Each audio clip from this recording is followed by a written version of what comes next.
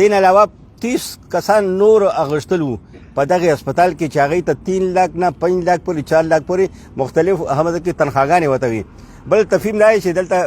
هسپتال ډایرکټر چې کوم دی ارشد چې رالو نو چې کوم ته معلومات ملاوي شوي نو 47 लाख باندې هغه ته دلته هونډا موټر وایستو 0 میټر هونډا موټر یې واته وایستو او بل هغه ته 400 لیټر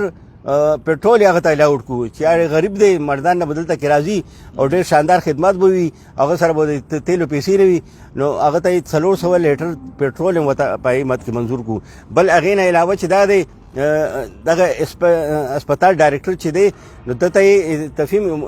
یو موټر نه 47 लाख موټر نه علاوه 400 لیټر تیل او بل کنوینس اناوس 85,000 روپو 85,000 روپو کنوینس الاؤنس مدته ملاویږي. کنوینس الاؤنس هغه صورت کې ملاویږي چې کوم ځای کې یو افسر ته گاډي نه وي دلته د گاډي مخالي افسر 90 میټر گاډي وایستو او بل دلته کې 300 पेट्रोल مو دلته وصولي او 85,000 کنوینس وصولي چې ما سره گاډي نشته دي عام وصولي. دلته میډیکل کم ډایرکټر دی چې کوم راويست دی جونیئر کسو ایم دلته کې راويستو چې راويستو نو هغه ته په 39 लाख روپو باندې هغه ته دغه شاندي هونډا گاډي وایستو هغه تم 300 لیټر تیل هغه ته منظور کو او 65-70,000 روپو کنوینس الاؤنس هغه ته مقرر کو. تفهیم دا ډیر زیات دغه شروع دی بندربان شروع دی قاضي میډیکل کمپلیکس د خزانه باندې دا سرالم دي چې بدلته ټول دغه امریکای نه سیوا دولت دلته کې راغلي دي دا کومه تکلیف سره دلته خلک راځي نوخار مریضان راځي نوخار عوام دلته کې راځي موږ دلته کې ګورو خلکو سره پیسې نه وي د کم د ایم آر آی ټیسټونه ورکړي سی ټي سکین کم ټیسټونه دي دا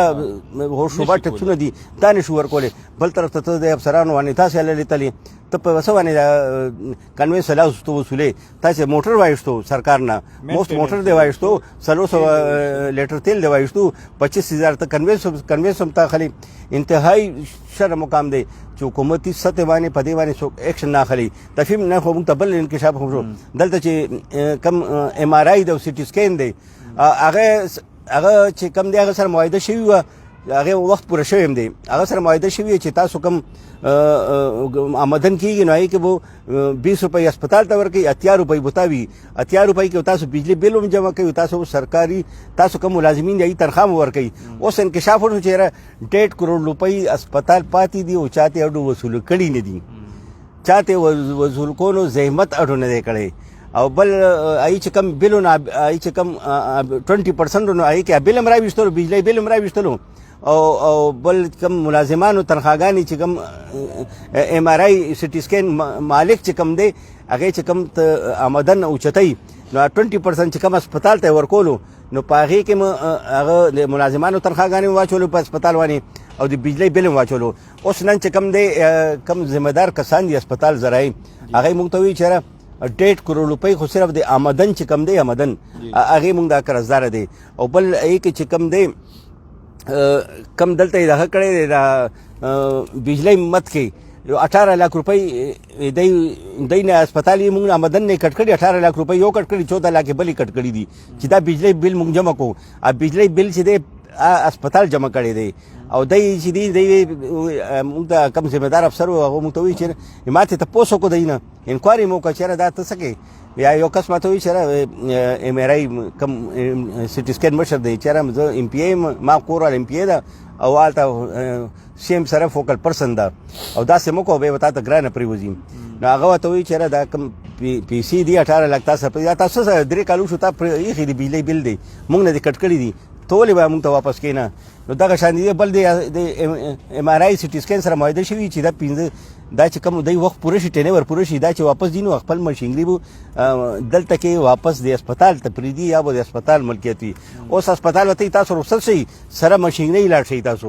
مشینونه هم ځان سره یوسئ نو هسپتال دا حق دا مته پرېږدي او 1.5 کروڑ روپۍ د هسپتال ورسره پاتې دي نو عام ته وصولوي نه نو ورته یې د 1.5 کروڑ روپۍ سره لاړ شه عام راکو دا مشینونه مو اوچت کړه بس فی سبیل الله روان شه. تفهیم نوخار قاضي میډیکل کمپلیکس چې څومره نقصان اوس دا کم مافیا دی موجوده دی دلته ډایرکټر فاینانس او ډاکټر نور ایمان کم ټیم دلته راوېستی دی کوم ګروه ناست دا دی. کم ګروه ناست دی دا داسې دغه ورکوي زه چې دا صرف دغه نه دی چې دا حالات خو نه شو دا کوم اسپتال کې دننه واډونو کې مریضان دي تفیم دا خلک هم راځي موږ دا یو پروګرام په سره دی باندې کافي نه دی دومره سکینډل موږ سره پرتی دي د اسپتال چې نن چې موږ ته سکینډل بیان شي نو موږ په دې باندې حیران تورن شو چې دا اسپتال دی خو دا د کرپشن یو عجیبه ونه کہانیاں دي کې رواني تفیم دا خو کو ګورو نو مونږ بدترین د دې حکومت موجوده حکومت چې کوم کارکردګي ده نو دا مافیا او دا گروه دا د حکومت هغه کارکردګۍ شهرت ارس دا خو د حکومت دشمن دی تفهم منیسټر چې کوم دی هر دور کې چې منیسټر وي نو هغه چې څوک افسر راولي یا چې د بورډ چیرمن راولي